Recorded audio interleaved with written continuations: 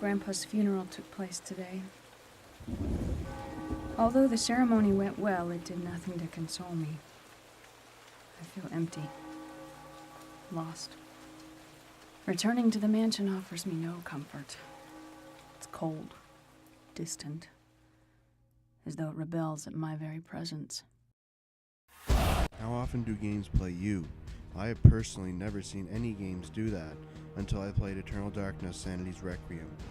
It brings insanity into the mix as a gameplay mechanic rather than just a story mechanic. Can Nintendo actually bring a terrifying, insane, and mature game to the table when all expect kids' games?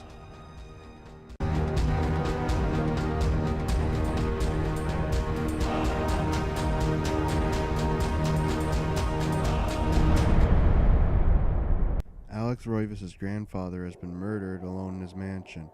She has been called in to confirm his identity, and she vows to stay until the police find out what happened. While there, she finds a strange leather-bound book in a hidden study. The book is called the Tome of Eternal Darkness, and it holds the stories of many individuals throughout history. Alex reads the book and slowly falls into insanity. The setup of the story is pretty entertaining. It's set up in chapters, with each chapter being a page from the tome, each starring a different character in a different time. Because of this, there's a great variety in weaponry. There are some reused areas, but they are in different times and are never exactly the same. The story itself is also pretty neat as well, involving the ancient gods who rule over power, magic, and insanity.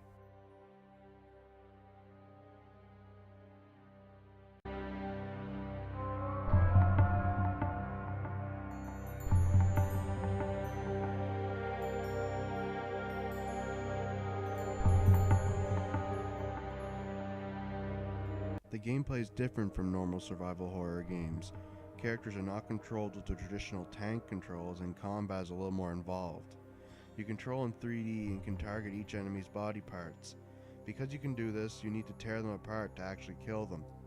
There are puzzles in the game, but there are none that really block your progress, such as a piano puzzle in Silent Hill. There is magic in the game, which is new to horror games, and is pretty elaborate for what it is.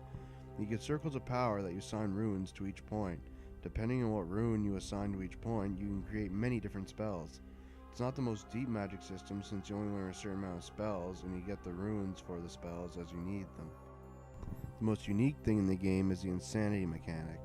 As monsters see you, they take some of your sanity meter away. When you kill them, you can finish them off to gain some back, but it never gives you all you lost back, so you'll eventually go insane. And when you do, things get interesting. When your bar lowers, your character starts to whimper and starts to experience some startling things. Not to spoil any, I'll just say that if you let your guard down, the game will get you a lot.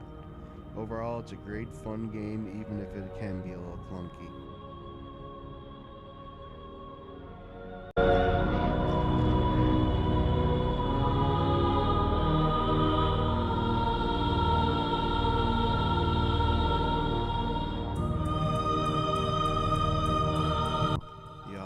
Simply fantastic. The voice acting is amazing and the music is unsettling. Just hearing the main mansion tune is creepy, and the sounds get even creepier as you go insane. Listen to us in headphones and the whispers will get to you.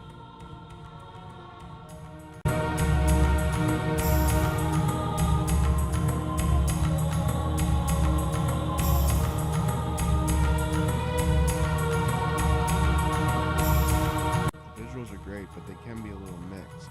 There are some parts that show the fact that it used to be on the Nintendo 64, but on the opposite side of things, some places look great and have detailed environments.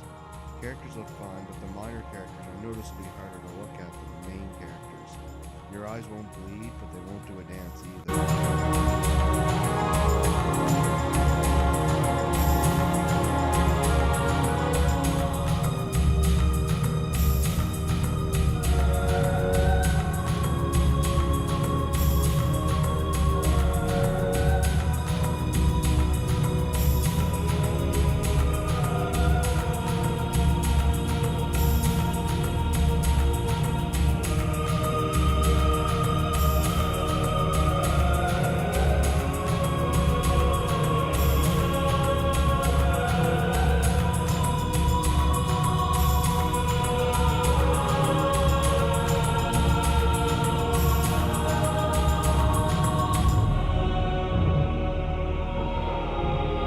Overall, Nintendo has on their hands a real gem.